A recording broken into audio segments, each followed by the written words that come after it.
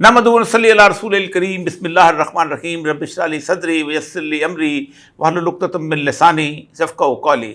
मौजूद ख़वातीन हज़रात, अगर आप कराची से लेकर खैबर तक पाकिस्तान की सड़कों पर सफ़र का आगाज़ करें तो आपके दोनों तरफ आपको सुनहरी गंदम के खेत लहलहाते हुए मिलेंगे। कई किसानों ने अपनी इस मेहनत को काट कर रखा हुआ है, कहीं उन्होंने उसको झाड़ बनाकर एक तरफ करके और गंदम की अलहदा दाने जो हैं उनका पहाड़ बनाया हुआ है। इस कदर ज़्यादा फसल शायद ही पाकिस्तान के मुकद्दर में थी।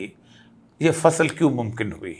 लेकिन ज़मीन का सीना चीर कर, मेहनत करके, हल चला के, ज़िंदगी अपनी इस सारी मामले के अंदर ख्वार करके, खून पसीना एक करके जिस किसान ने ये गंदम इस ममलकत खुदादाद पाकिस्तान ने उगाई थी, आज वो खून के आंसू हो रहा है।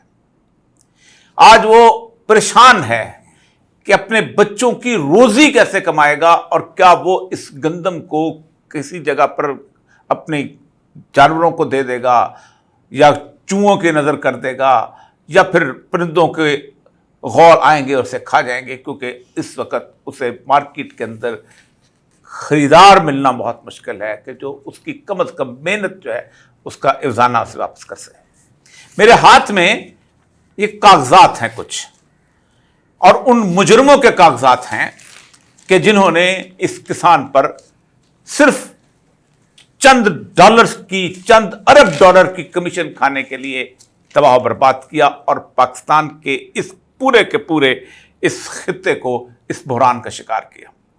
1947 से पहले ये पाकिस्तान का खित्ता, जिसे हम पंजाब कहते हैं, इसे मशरकी पंजाब नहीं मगरबी पंजाब कहा जाता था।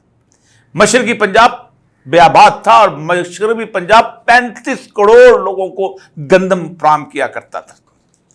आज ये सूरत इसको वापस आई, लेकिन सितंबर में अनवारुल हक काकड़, मोहसिन नकवी और उनके वजीर जो कि सिक्योरिटी के वजीर थे, जो कि बहुत बड़े जरी एक्सपर्ट थे, इनकी मिली भगत से पाकिस्तान के अंदर पहले 2.1 मिलियन टन और उसके बाद 1.8 मिलियन टन जो है वो गंदम, तकरीबन टोटल 4 मिलियन टन जो है वो गंदम यहाँ पर बरामद की गई।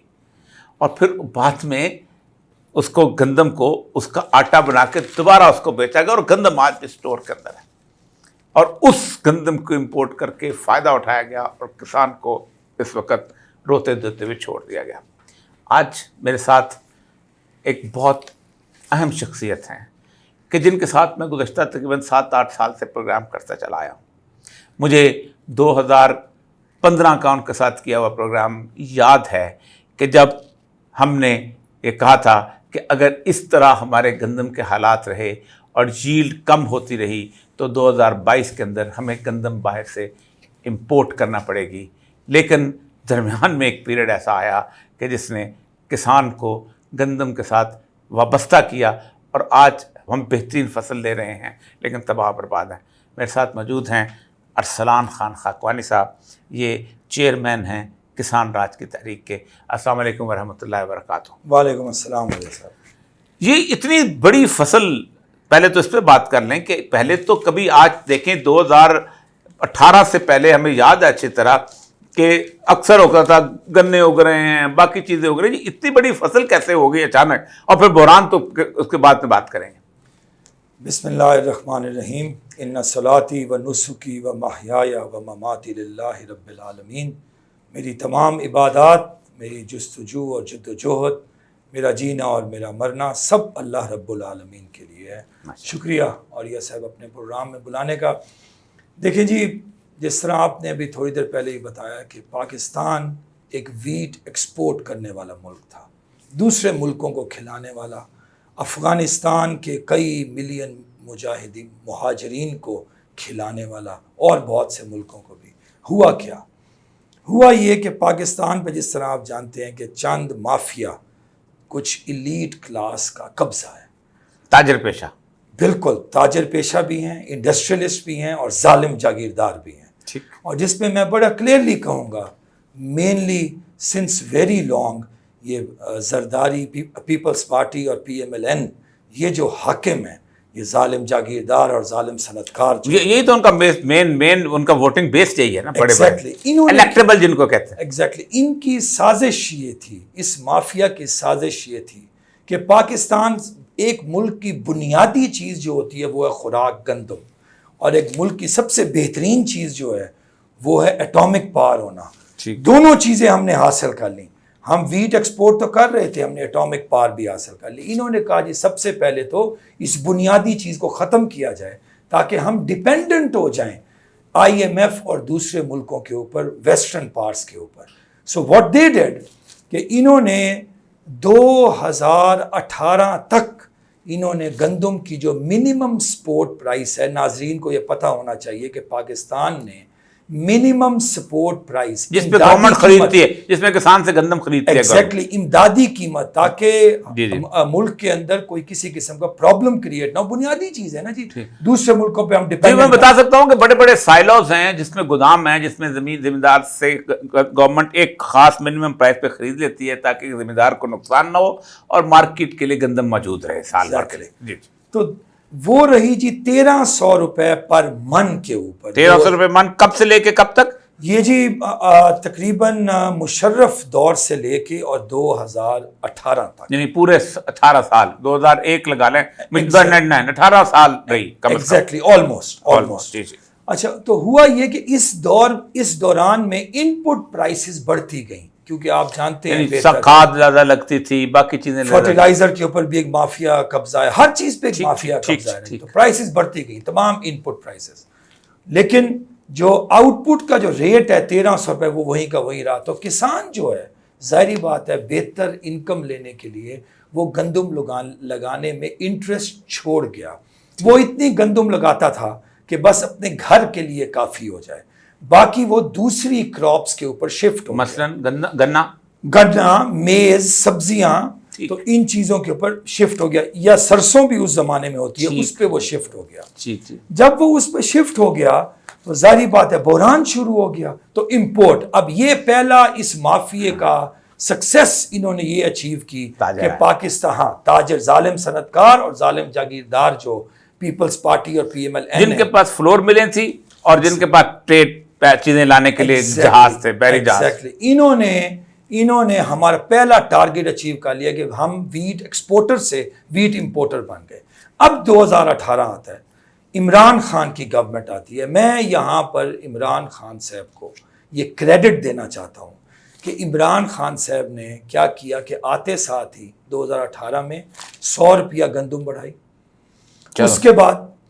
उसके बाद फिर उन्होंने जब 1400 रुपये पर 40 kg हो गई, अगले साल ताकि किसान का इंटरेस्ट रिवाइव हो, तो उन्होंने जनाब 1800 रुपये पर 40 kg कर दी। उससे कॉन्फिडेंस बहाल हुआ। फिर और इंपोर्ट कम होती गई बतदरीज, और फिर उसके बाद 2200 रुपये पर 40 kg की, 2800 रुपये पर 40 kg की, 3000 रुपये पर 40 kg की, and he took it up to 3800 rupees पर 40 kg पे वो ले गए। आज मैं ये नाजरीन को, आपके इस जो मिलियंस ऑफ सब्सक्राइबर्स हैं, उनको ये बताना चाहता हूँ, आज इस मुल्क में जो बम्पर क्रॉप हुई है अल्लाह के फजल करम से, it's because of Imran Khan policy कि उसने रेट इतने बढ़ा दिए, क्योंकि इनपुट के रेट तो बढ़ रहे थे ना, तो उसने गंदम के रेट इतना बढ़ा दिया कि किसान के लिए ये क्रॉप कॉटन और बाकी क्रॉप्स की तरह वाइबल हो गई, वो लगाना शुरू हो गया। अब मैं आपको कुछ फिगर्स देता हूं जी, मैं आपको फिगर्स देता हूं कि इस पॉलिसी की वजह से जो है इस वक्त जो एरिया ऑफ वीट है वो ऑलमोस्ट 25 मिलियन एकर्स है इस वक्त, ठीक है जी। और जो प्रोडक्शन एक्सपेक्टेड है वो 28 to 30 million turns production expected है इंशाल्लाह ताला। हमारी जो अभी कट रही है आजकल, जी बिल्कुल, जो कट रही है, और हमारी और ये सब जो नेशनल रिक्वायरमेंट है वो 32 मिलियन, सिर्फ जी 32 मिलियन टन है, और हम प्रोड्यूस कर रहे हैं इस साल ऑलमोस्ट 30 मिलियन टन। और मजे की बात यह है ऑलरेडी 2.3 मिलियन टन हमारे पास पड़ा हुआ है, स्टोर्स में पड़ा हुआ है। तो 1 रुपया भी एक गंदम का दाना नहीं मंगाना चाहिए। रादर उसका उशर निकालें और फलस्तीन में भेजें, अफगानिस्तान कश्मीर में भेजें उसका उशर निकाल के, ताकि बरकत भी पड़े। लेकिन ये जो केयर टेकर गवर्नमेंट आई है जिसमें अनवारुल हक काकड़ और मोहसिन नकवी और वो जो वजीर था, क्या नाम था उसका आपका, ज़राअत का, शेख जी शेख जी, वो इन्होंने जो मिलके जो किया है, इससे क्या इफेक्ट हुआ है इसका? देखिए जी, इन्होंने क्या किया, इन्होंने हमारा जो इंपोर्ट बिल है, they took it up to over $1 billion in 1 year. जबकि उस वक्त कहते थे कि जबकि इन्होंने दवाइयों के लिए पैसे नहीं दिए जी, कि लोग दवाइयों के लिए सिसकते रहे कि हमारे पास डॉलर नहीं है जी, जबकि लोग जो है छोटी छोटी जरूरियात के लिए सिसकते रहे। $5 के लिए कोई बंदा बैंक जाता था तो उसको नहीं मिलते थे, लेकिन इन्होंने $1 अरब की गंदम मंगाई। जी बिल्कुल। जबकि इमरान खान की उस हायर रेट पॉलिसी की वजह से हम already almost 22 million ton achieve कर चुके थे। हम बम्पर क्रॉप आने वाली थी। जी बिल्कुल, हम वो अचीव कर चुके थे जो अब 30 आने वाली है। तो उसके बावजूद इन्होंने इंपोर्ट की और इंपोर्ट करके ओवर $1 बिलियन का इंपोर्ट बिल बना दिया। और अब इस वक्त सिचुएशन जी है जी। अच्छा, मुझे बताइए कि इंपोर्ट जो करने वाले थे, पहली बात है कि चूंकि ज़ाहिर बात है कौम को अपने मुजरिमों का पता होना चाहिए।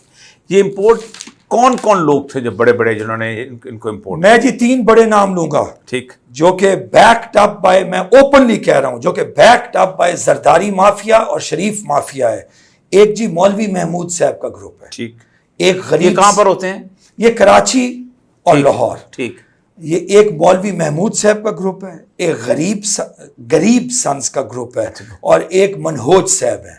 ये वो हिंदू हैं जी, वो हिंदू हैं, कराची के, हमारी पाकिस्तानी बरादरी के।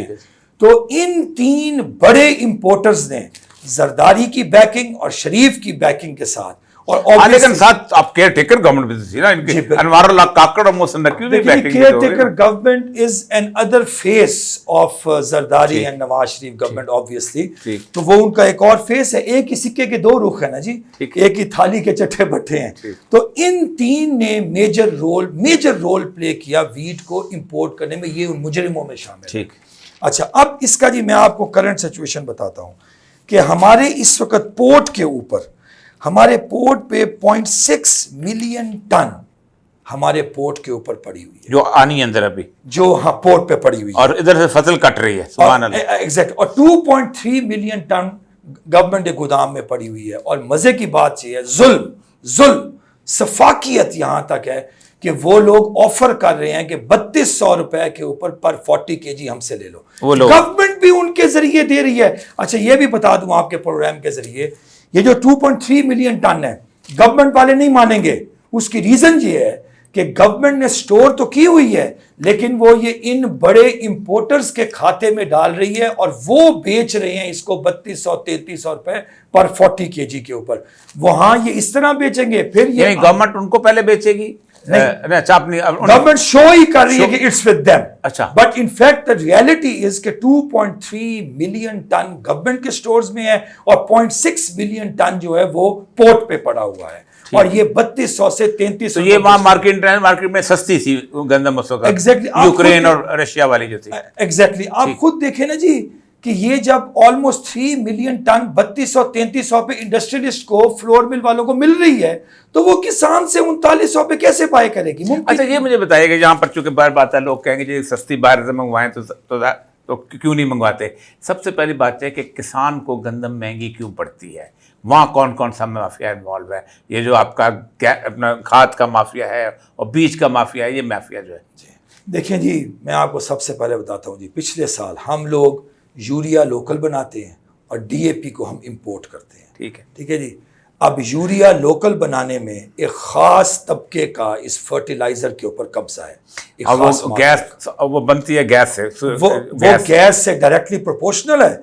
और जनाब फर्टिलाइजर, मैं आपको बताऊं, अकबर बुख्ती साहब एक बात किया करते थे कि गैस एक तरफ से डालें और दूसरी तरफ से यूरिया निकल आता है। ठीक है जी, ये है बेसिक चीज।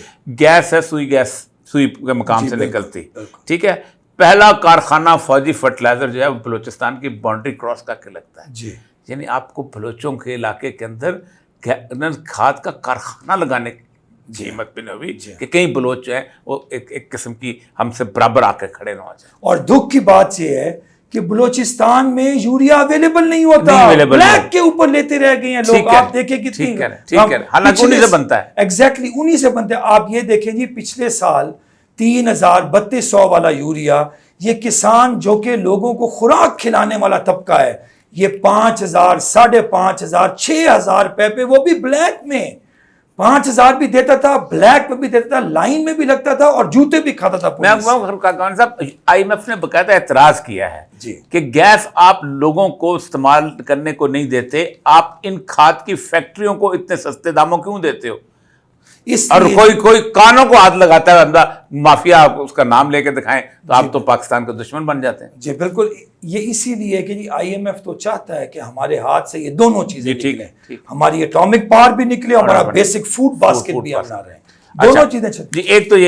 एक तो खाद का महंगाई है, और खाद के अलावा जी DAP की आप बात करें, अब टाइमली DAP ऑर्डर ना करना, ये भी एक बहुत बड़ा हमारे लिए जुल्म है। अब आजकल अगर ये टाइमली DAP ऑर्डर कर देंगे, टाइमली वो आएगा, LCs खोलेंगे, ट्रेडर्स को यहाँ पे फैसिलिटेट करना चाहिए ताकि ये ब्लैक में, पिछले साल इंपोर्ट DAP करना चाहिए, इंपोर्ट गंदम करते हैं। एग्जैक्टली सही है, ठीक। तो वो टाइमली, उसके अलावा जी पेस्टिसाइड्स हैं, फर्टिलाइजर के बाद पेस्टिसाइड है, वो टाइम, फिर सीड के ऊपर अगेन, सीड पे मोनोपोली है, सीड तो आने नहीं देते। हाँ, आने नहीं दो देते। बड़ी कंपनियों की मोनोपोली है, वो भी नाम लेना तो हम जुबान जलती है, बल्कि हम तो पर जलते हैं भाई। देखें जी, नाम ले सकते, ये तो हमने मुश्किल से इस साल जो एवरेज पर एकड़ यील्ड जो टच की है वो 38 मन पर एकड़ है, नेशनल एवरेज जो है।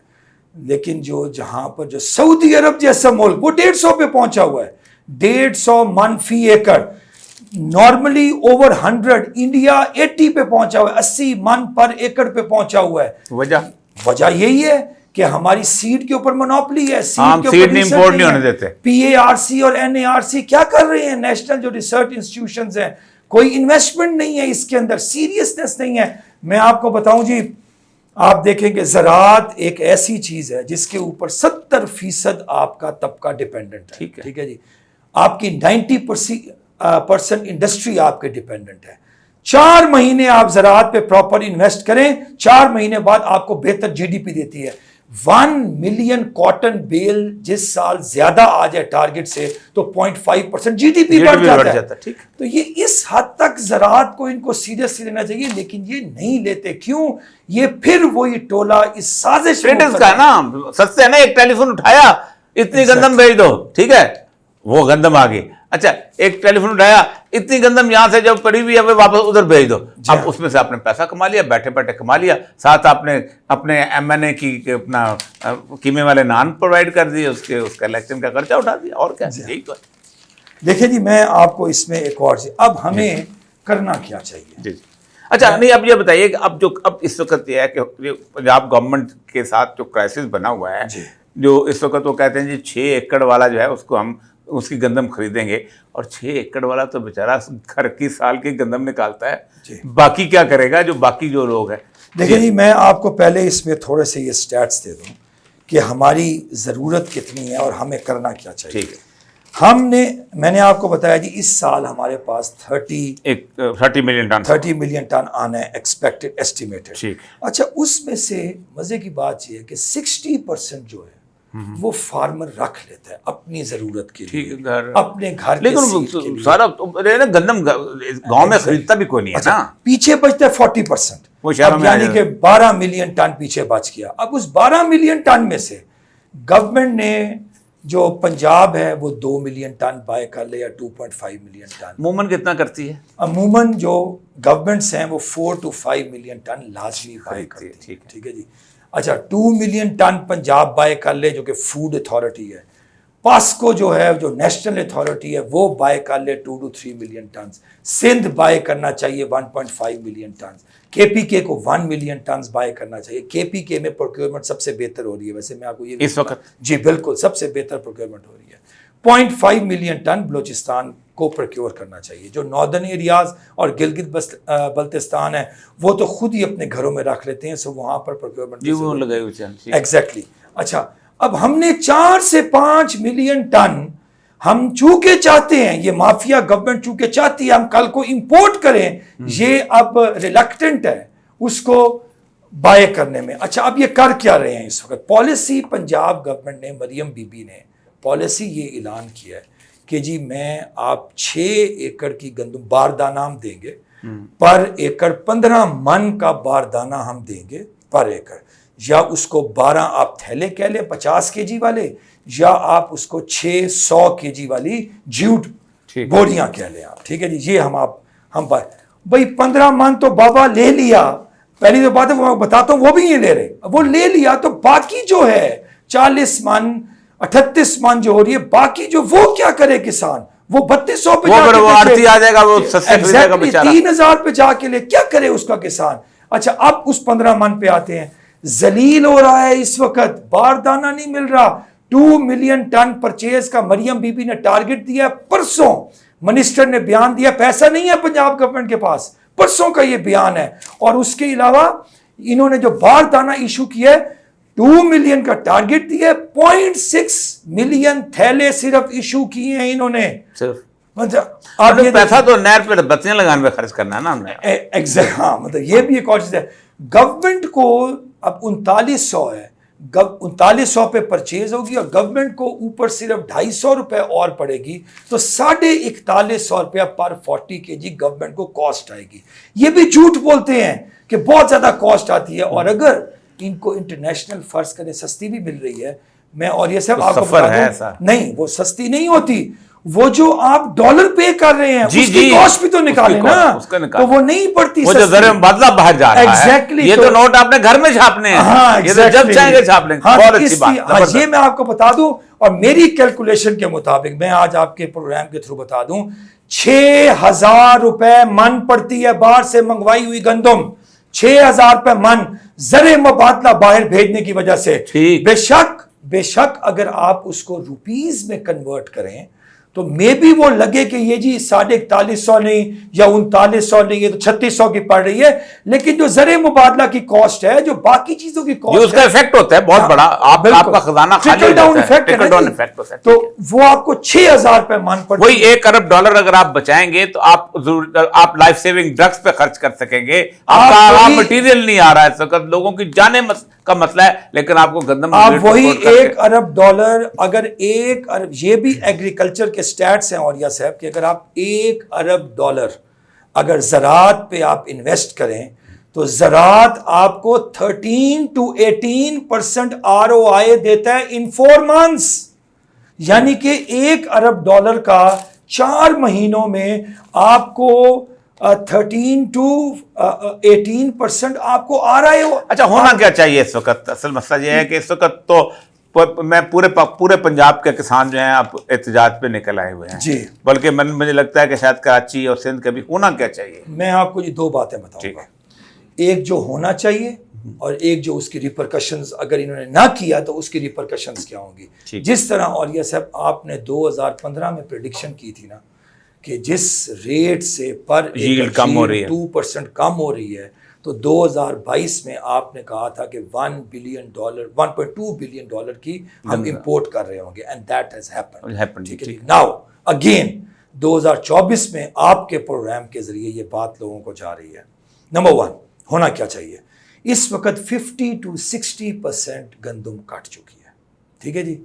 अब 5% पर डे के हिसाब से गंदम कट रही है, अगले 10 से 15 दिनों में गंदम की कटाई मुकम्मल हो जाएगी। 98 to 99% किसानों के पास होल्डिंग कैपेसिटी नहीं है। उन्होंने फौरी अगली फसल लगानी है, कोई पिछले कर्जे पे करने हैं, सब कुछ करना है, ठीक है जी। वो औने पौने दामों बेचेंगे, उसके रिपरकशन से मैं बाद में आऊंगा। गवर्नमेंट को क्या करना चाहिए, और ये साहब ये आप खुद, और वो जो खरीदेगा वो उसको करेगा स्टोर, आड़ती खरीदेगा। दूसरा, और वो जब गंदम की होगी नकद कमी, जी। जब वो आएंगी सर्दियां, जी। फिर वो लोगों से पैसे बढ़ाएंगे। Exactly। और वो फ्लोर बिल वाला भी आज करेगा, और फ्लोर बिल के ऊपर उसका सियासतदान भी आज करेगा, और माफिया भी आज जी बिल्कुल। आप ये बात भी इनको बताएं जी, अपने कारीन को, कि देखें हमारा अगर इस वक्त टुडे, व्हेन आई से टुडे, तो आज का मतलब आज है। इस प्रोग्राम को सुनने के बाद आज मरियम बीबी और उसके चाचू को चाहिए कि वो बैठ जाएं और फौरी तौर के ऊपर फूड डिपार्टमेंट को बगैर किसी तमीज़ के बारदाने को ओपन कर दें, ओपन गंदम भी लें, और 3 मिलियन टन पंजाब खरीदे, 3 मिलियन टन पास्को खरीदे, 2 मिलियन टन सिंध खरीदे। This should happen immediately. KPK अपना 1 मिलियन टन का टारगेट पूरा कर रहा है, मैं कहता हूं बेशक वो डेफिसिट फाइनेंसिंग से कर ले जी बिल्कुल, नोट छाप के भी कर ले, तब भी ये मुल्क स्टेबल हो जाएगा, तब भी स्टेबल हो जाएगा। और ये फौरी तौर पे करें, आज अनाउंस करें, कल से ये हुक्म दें कि खरीदा। और आप देखिएगा फिर किस तरह ट्रेडर जो है फौरी तौर पे कंपेटिटिव रेट आएगा। और ये भी मैं आपको बता दूं और साहब, एन मुमकिन है इनकी फर्म कमिटमेंट करके पैशनेटली ये बात करें ना, पक्के तरीके से, अपने सफाकियत वाले चेहरे से ना करें, तो मैं आपको ये भी बता दूं कि एन मुमकिन है इनको पैसा लगाना भी ना पड़े। ये सिर्फ 35 से 40 अरब रुपए बनते हैं। जब इतनी फर्मनेस से ये बात करेंगे, सच्चाई से बात करें, ऊपर रब भी तो बैठा है ना, तो ताकत पैदा होगी इनके बयान में। और फिर जो इंडस्ट्रियलिस्ट है वो पहले आके खरीद लेगा, तो इनके पैसे भी नहीं लगेंगे। लेकिन अगर इन्होंने ये ऐलान हफ्ता लेट कर दिया, हम नहीं मानेंगे इनका फिर ऐलान। ये उसकी रीजन ये पर तो कट गई, 98% तो बेच गया। फिर चाहे करते रहे, फिर अपने जालिम जागीरदारों के लिए ये करेंगे जो करेंगे, फिर आम किसान के लिए नहीं होगा। अच्छा, इसके रिपरकशंस बता दो अगर ये नहीं करते। टुडे मीन्स टुडे, आज का मतलब आज है अनाउंसमेंट। अगर ये 24 घंटे के अंदर इस प्रोग्राम के बाद ये अनाउंसमेंट नहीं करते तो होगा क्या?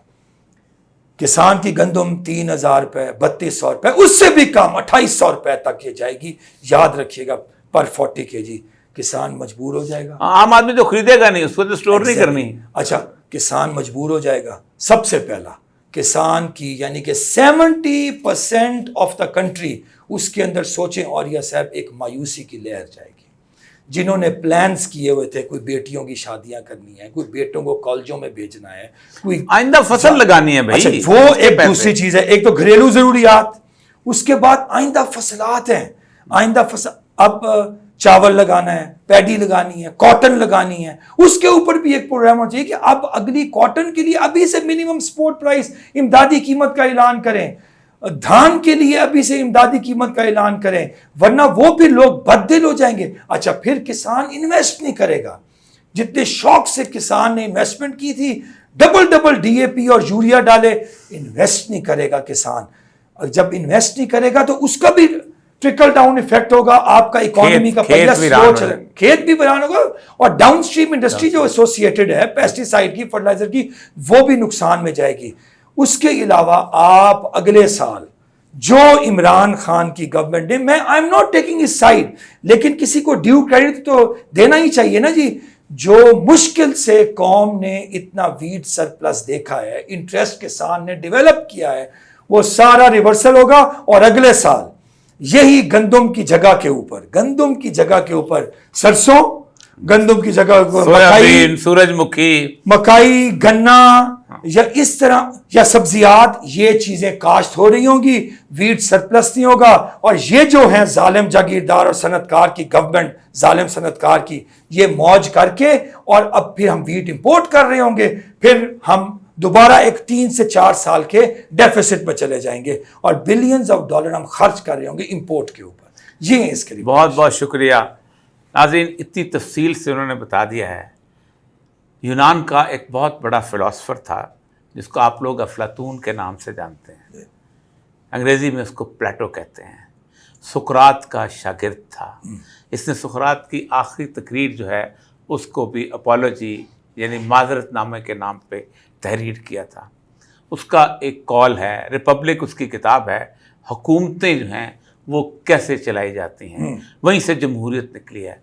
उसने कहा तबाह हो गई वो कौमें जिनको ताजर या जर्नैल रूल करते रहे हैं, ये हुक्मरान बनते रहे हैं।